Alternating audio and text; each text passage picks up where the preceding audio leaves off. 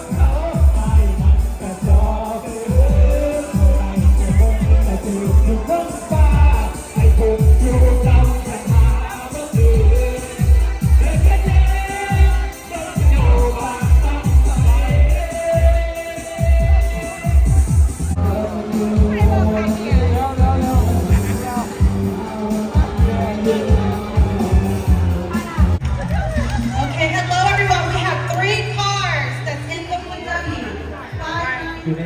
กีดของประเพณีลาวเฮาพี่น้องขอความร่วมมือให้น้องพ่อแม่หลายๆชัวลูกหลานเฮาสิเฮพอดให้พ่อแม่พี่น้องได้เบิ่งได้ส้มเที่ยวผ่าใจได้สมัยเอาร้อนเลือกเที่ยวผ่าใจ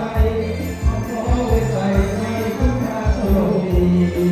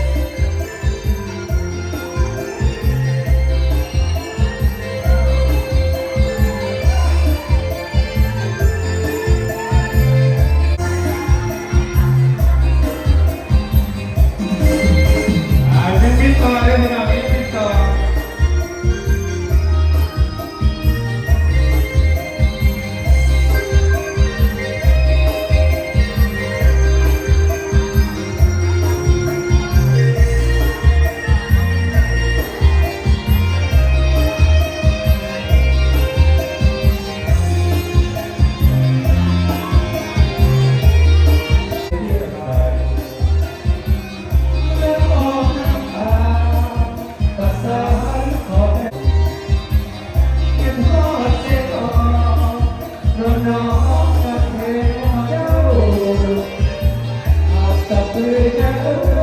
ยเห็นแล้วมันจบเราหมดทางคงเส้นของเขาให้คู่เมืองเราให้เกิดวันวันเราวันรอวันบ้านเราโอ้ยให้เขาเรียกพี่แม่สักคู่สักคนเด้อทุกที่มันเขาไม่รู้ว่าเรื่องเราไม่ทำคนไปเลยไม่ได้พี่น้องนี้เราจะเจริญรับนี่ดีไปวัดทำงานของเราเนาะ